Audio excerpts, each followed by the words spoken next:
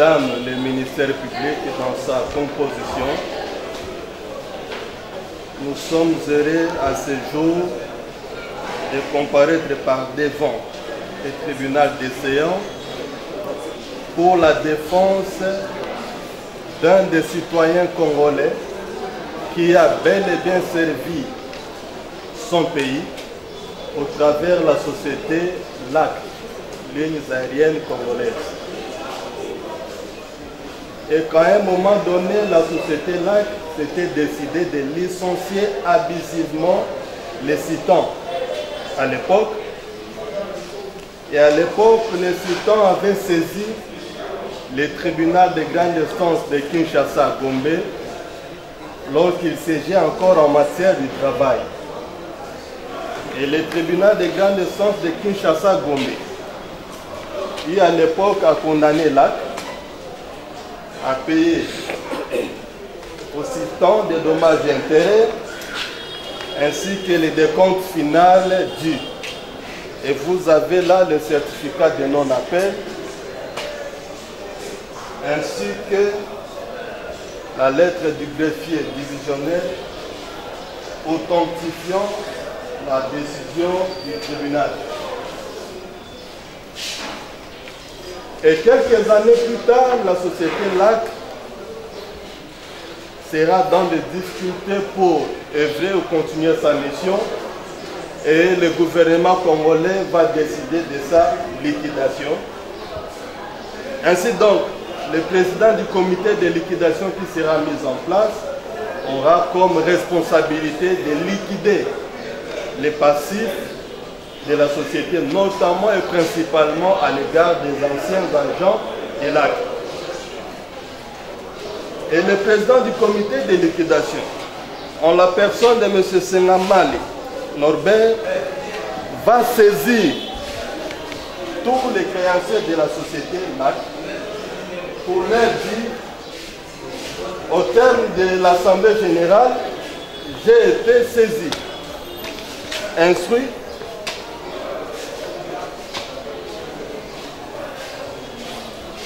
afin de procéder à la liquidation de la société. Et comme la société n'a plus de liquidité, je vous prie de mettre à notre disposition les biens meubles de la société que vous occupez, c'est-à-dire les immeubles où ils occupent, afin que nous puissions les vendre et vous payer. C'est l'essence, c'est l'objet des différentes correspondances que j'ai déposées. Entre autres, il y aura également le D ici. Pour sa part, les citant au regard de la mauvaise expérience, où il y avait ceux-là qui ont accepté cette offre du président du comité de liquidation, la personne quitte la parcelle, le comité de liquidation vend la parcelle, alors qu'on doit à cette personne qui a quitté la maison, je donne un exemple, 30 000, mais après avoir vendu la dite parcelle à 50 000, au lieu de désintéresser la personne, rien de perçu, d'autres on lui donne même 10 000, ainsi donc, le citant va écrire au président du comité de liquidation en lui disant clairement la lettre qui lui était parvenue par la voie du ciel, qu'au lieu de faire cette opération-là, que je quitte la maison, que vous puissiez la vendre, moi je préfère qu'on fasse la compensation. On appelle des experts, qu'ils évaluent la parcelle ou la valeur vénale de la parcelle que j'occupe, parce qu'à ce jour, la société me doit plus ou moins 200 000 $. Et c'était ça la position. Et c'était ça les démarches conventionnelles entre les deux parties. Et au terme de ces démarches, le citant va saisir le TGI Gombe, qui par son jugement sous le RC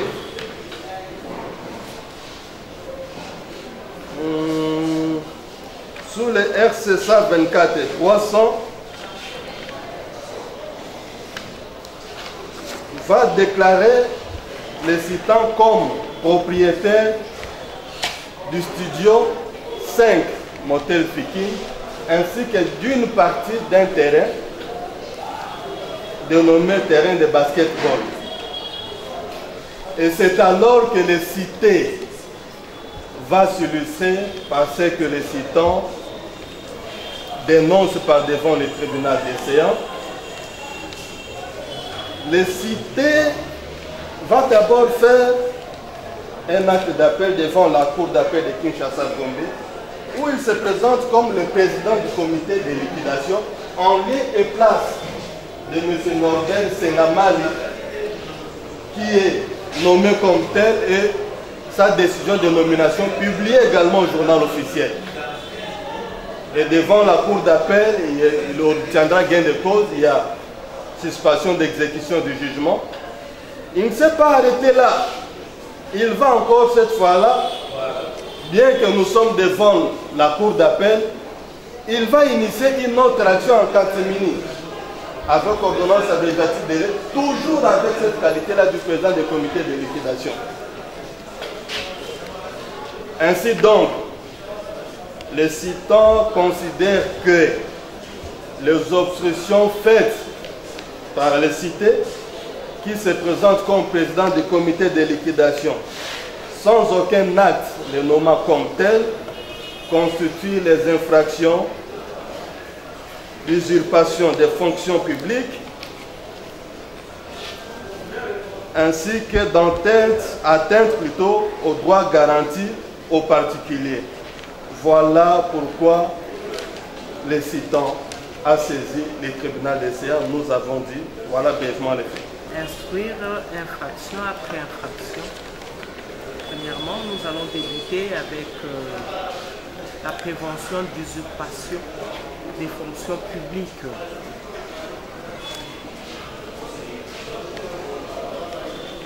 Oui, maître, qu'en dites-vous par rapport à cette prévention? Quel est l'élément matériel, l'élément qui matérialise qu'effectivement il a été de cette fonction publique?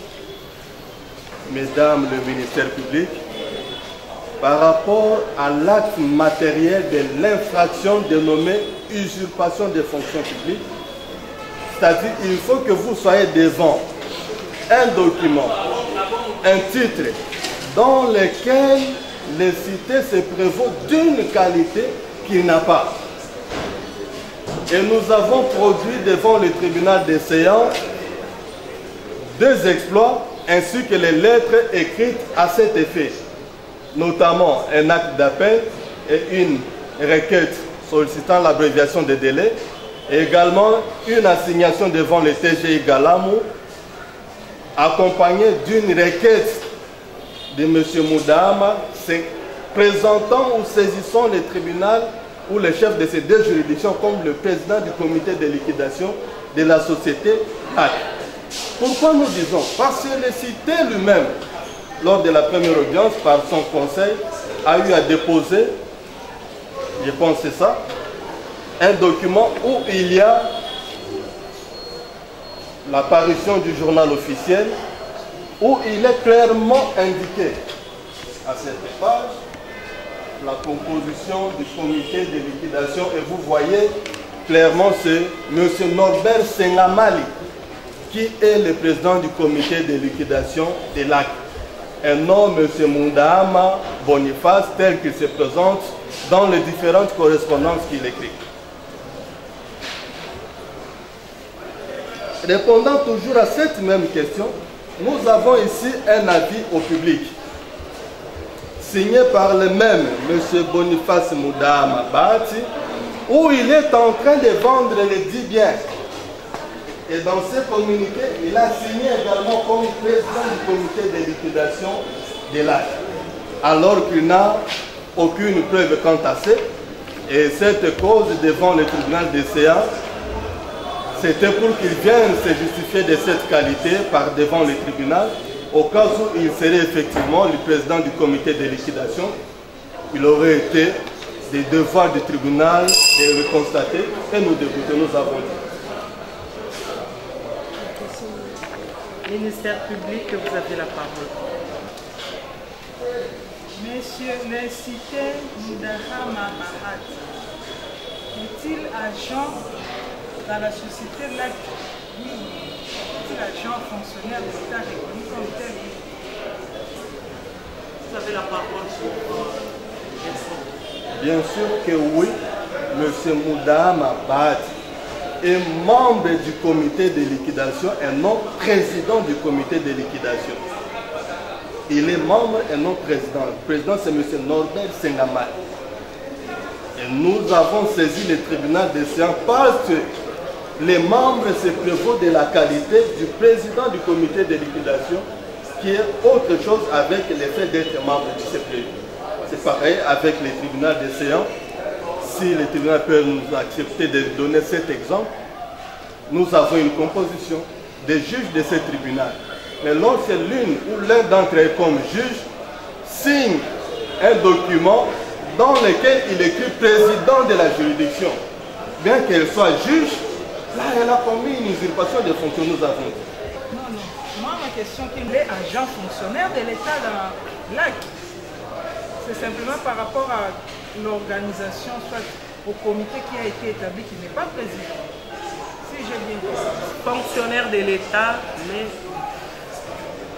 n'occupe pas, c'est ce que vous venez de dire, l'élément moral de se tirer bénéfice.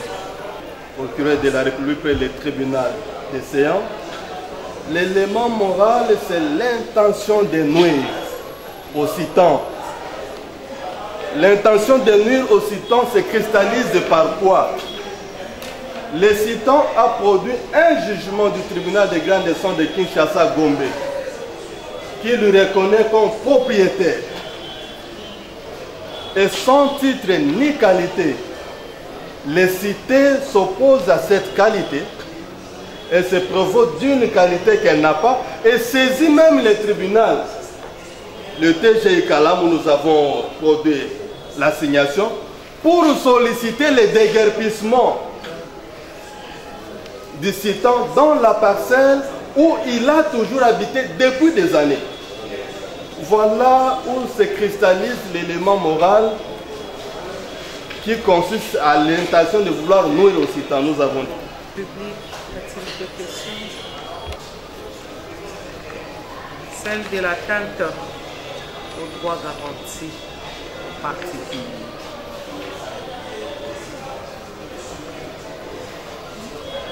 Oui, l'élément matériel, maître, pourriez-vous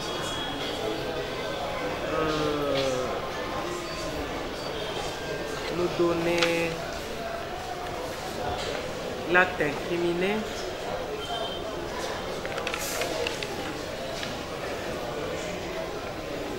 Il a porté atteinte à quelle liberté? Très distingués honorables magistrats, officiers du ministère public pour le tribunal des séances,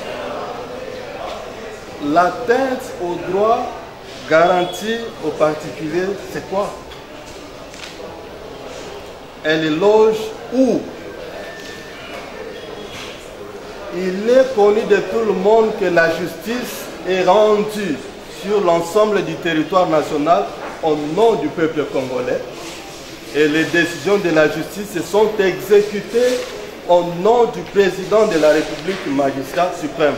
Lorsqu'une personne est bénéficiaire d'une décision de justice, c'est un droit que la justice de notre pays lui reconnaît. Et il s'agit ici du droit de se faire établir un titre de propriété sur la parcelle que la justice lui a reconnu la propriété. Et contre ces droits que lui reconnaît la justice, dont vous faites partie, il y a un monsieur qui vient. Tout ce qu'il pose comme action, c'est empêcher à ce que monsieur le citant ne puisse pas jouir des droits que lui reconnaît la justice de notre pays. Voilà l'acte matériel, tout ce qu'il a posé comme acte. Nous avons. Il a posé ça en tant que fonctionnaire. Nous avons dit est bénéficiaire d'un jugement du tribunal de grande instance de Kinshasa Matete, de Kinshasa Gombe s'il vous plaît, qui lui reconnaît la propriété sur le studio 5, motel 5, dans le quartier Cité Verte, la concession Lac. et une partie du terrain de basketball. C'est un droit acquis du fait d'un jugement. C'est un droit acquis découlant de la condamnation de l'acte. Et contre ce droit de jouir de ce qu'une décision de justice lui reconnaît, les cités viennent faire toutes sortes d'obstructions afin qu'ils ne puissent pas jouir de ces droits. C'est comme ça que le tribunal veut savoir. Ceci, le cité qui fait obstruction, il agit en tant que fonctionnaire de l'État. C'est ça la question. Dans l'exercice de ses fonctions, il agit dans l'exercice de ses fonctions. Votre honneur, si vous pouvez nous permettre de le faire, cette question fait corps avec la question précédente posée par le ministère public. Elle agit ou il agit, les cités, se prétendant d'une qualité qu'elle n'a pas. Il est fonctionnaire de l'État, oui ou non? Mais nous confirmons qu'il est membre du comité de liquidation de la société LAC. Maître, il est fonctionnaire de l'État. C'est ça la question. Madame la Présidente, voici la réponse autrement dit. Je n'ai pas identifié les cités. Seul le tribunal pouvait l'identifier. Est-ce un agent? Est-ce un fonctionnaire? Moi, je ne peux pas prendre le risque de le dire. Moi, je l'ai traduit devant vous parce qu'il se prévaut d'une qualité qu'il n'a pas. Prévention d'atteinte aux droits garantis aux particuliers. Est-ce que la partie citante peut dire au tribunal décision quel a été l'acte posé par la partie citée et cet acte a violé les droits qui sont garantis à la partie citée? Quel a été l'acte matériel qu'il a posé pour ne pas permettre à ce que la partie citante jouisse de ses droits qui lui est garanti? Il parle de jugement par le jugement. Sur la table du tribunal des séances, il ne s'agit pas forcément de s'intercaler dans la parcelle ou empêcher aux citants d'y accéder. Un jugement du tribunal me reconnaît la propriété. Une personne sans qualité vient contester cette propriété qu'un jugement du tribunal me reconnaît.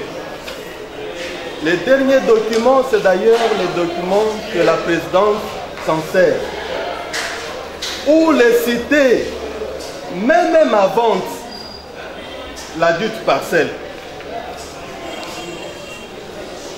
c'est un acte matériel, c'est une preuve publique.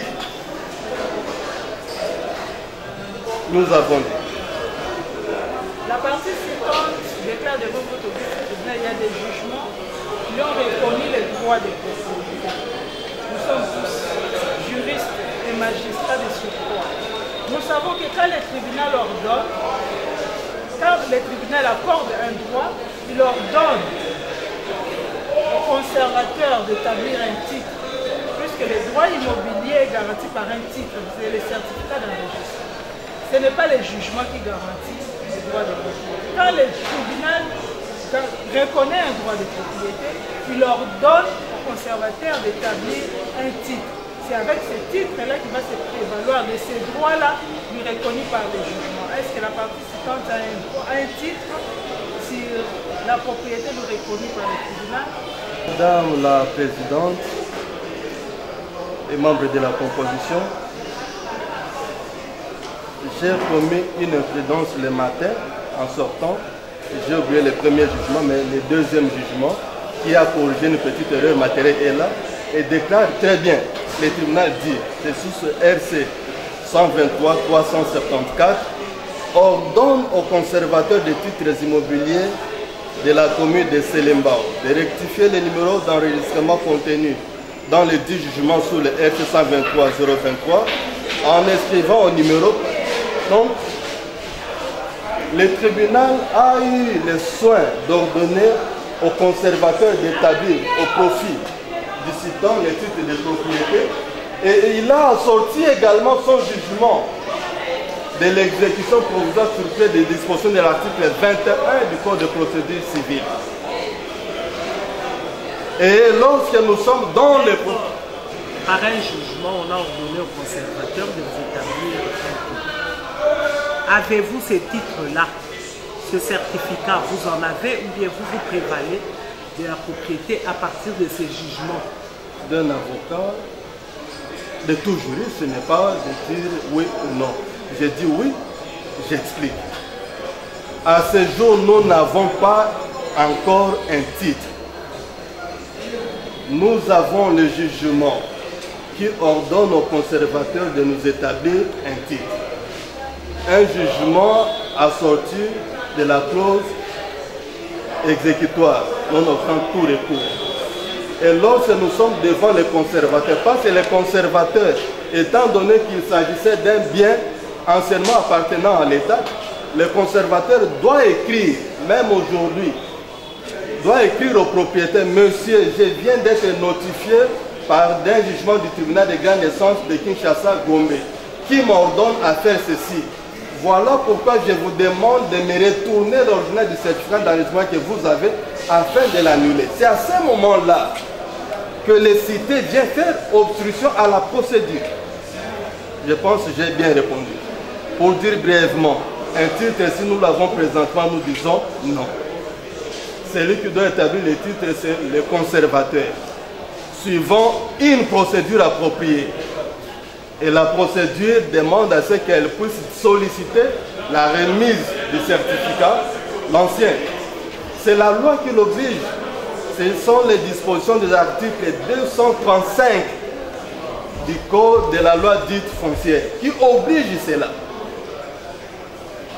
La loi oblige le conservateur, avant de procéder à la mutation, de solliciter l'ancien titre et sur ce titre-là, à poser les timbres annulation, déterminer les motifs de l'annulation et les nouveaux certificats. C'est à ce moment-là que le cité vient bloquer la machine pour empêcher au citant de jouir des droits que la justice de notre pays lui reconnaît, qui est censé, la décision qui est censée être exécutée au nom du président de la République. Nous avons dit. Maître, vous nous donnez d'abord l'élément moral avant de plaider. Je peux même dire, comme dans toute infraction, c'est l'intention frauduleuse ou l'intention de nuire. En faisant cela, le cité ne poursuit qu'un seul objectif: nuire au citant. Et voilà la preuve. Le communiqué public qui gît sur la table du tribunal, il se permet même de vendre cette parcelle alors que c'est le citant qui occupe, qui habite là depuis les années 90, 94. Il se permet même de vendre. Vous comprenez, si cet immeuble était vendu, il serait surpris par un déguerpissement alors qu'il est bénéficiaire d'un jugement du tribunal. Nous avons dit. Pour votre plaidoyer. Membre de la composition, mesdames les procureurs de la République dans sa composition, en ce qui concerne notre plaidoirie, étant donné que nous n'avons pas un contradicteur et que nous serons plus prolixes dans notre note de plaidoirie et que la jurisprudence nous l'accepte également, même la loi, que dans ce cas, je peux procéder directement à lire les dispositifs. C'est ainsi que j'ai fait. J'ai reconduit les faits tels que présentés. J'ai reconduit les éléments de l'instruction tels que présentés qui seront de manière plus détaillée dans la note de plaidoirie. Et nous demandons au tribunal des séances, quant à la forme, de s'attendre de dire recevable et amplement fondé la présente action, de se déclarer totalement compétent de connaître la présente cause, de s'attendre dire établi en fait comme un droit des infractions mises à charge du cité. En conséquence, il plaira au tribunal de CA de condamner les cités au maximum, c'est-à-dire au maximum des peines prévues par la loi pour chacune des deux infractions, condamner les cités à payer aux citants la somme modique de 1000 $ pour la réparation de tous les préjudices causés, condamner les cités aux frais et dépens de la présente instance, et ça sera justice, nous avons. Je passe la parole à Madame l'organe de la loi pour ces réquisitions. La parole que vous nous accordez encore une fois de plus, sous les RP 15.172, où M. Kabamba Kampilou David a saisi votre liste tribunal contre M. Mudaha Mabaat, président du comité de liquidation des lignes aériennes congolaises, pour les infractions d'usurpation des fonctions publiques et d'atteinte aux droits garantis aux particuliers, prévus et punis respectivement pour l'usurpation des fonctions publiques. Nous avons les dispositions de l'article 123 du Code pénal de 2 et pour l'atteinte aux droits garantis aux particuliers, nous avons les dispositions de l'article 180 du Code pénal livre 2. Et point est besoin pour nous de répondre encore les faits, puisque l'a été relaté devant votre tribunal, nous allons simplement confronter ces faits au droit. Madame la Présidente, la première infraction que vous avez instruite, c'est l'usurpation des fonctions publiques. L'infraction d'usurpation des fonctions publiques est définie comme le fait de se faire passer faussement pour un fonctionnaire public ou de porter en public un insigne destiné à faire croire à un porteur d'un mandat public. C'est ainsi que nous avons insisté à la question de savoir si le cité Mudaha était un fonctionnaire public dans l'agence des lignes aériennes congolaises. Et la partie citante l'a confirmé devant votre vice-tribunal qu'il est bel et bien agent fonctionnaire de l'État, c'est-à-dire un agent public. Il a donc qualité de l'agent public. Or, dans la définition seulement, nous voyons que c'est le fait de se faire passer faussement pour un fonctionnaire. Ici, il est réellement fonctionnaire. Ils ont constitué un comité. Là, on a élu les membres de ce comité-là, puisque la société l'a fait en liquidation. Et il dit qu'il n'était pas président de la commission, nous faisant voir qu'il y a un arrêté. Là, on a cité les membres de la commission que M. Mudaha. Il fait partie de la commission, mais il n'est pas président de cette commission. Madame la Présidente, par rapport à la définition légale, nous voyons que même l'élément matériel qui constitue la qualité d'abord du fonctionnaire n'est pas établi puisque M. Mudaha est bel et bien fonctionnaire de l'État. Si il a signé un communiqué en qualité de président du comité qui n'est pas président, c'est un communiqué qui est nul puisqu'il n'a pas qualité au sein de la société pour signer cette communiqué. Mais il est bel et bien fonctionnaire de l'État. Ainsi, l'élément matériel faisant défaut, l'analyse même d'éléments moraux devient superfétatoire. Et par rapport à la deuxième prévention d'atteinte aux droits garantis, au particulier, Madame la Présidente, la définition de cette infraction nous dit ceci: le fait pour un agent de l'État de poser un acte qui porte dommage aux droits et libertés garantis aux particuliers ou d'abuser de ses fonctions, c'est-à-dire de poser des actes hors des cas que la loi prévoit et sans respecter les formes que la loi prescrit. L'élément matériel de cette prévention est caractérisé par tout acte violant les libertés et droits garantis par la loi les décrets, les ordonnances et les arrêtés. La doctrine nous dit que l'auteur de l'acte doit être préposé de l'État, c'est-à-dire une autorité administrative ou territoriale, provinciale ou centrale. Peu importe le grade.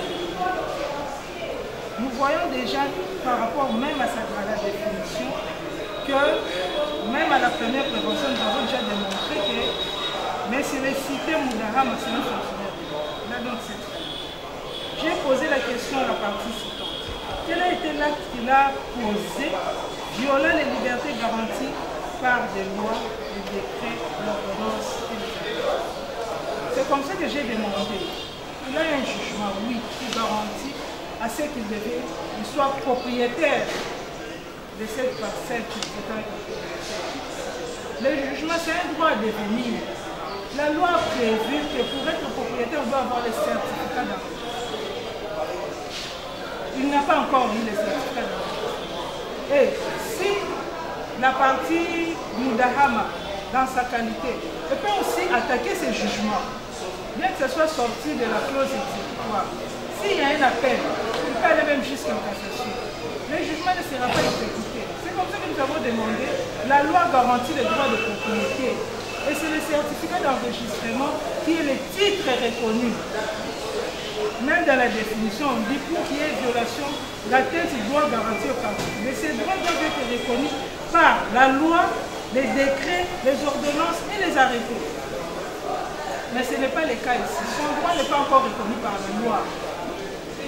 L'infraction d'atteinte au droit garanti au particulier, à ce jour, n'est pas établi. L'élément matériel faisant défaut, nous n'allons même pas analyser l'élément moral, puisque son analyse devient superflue.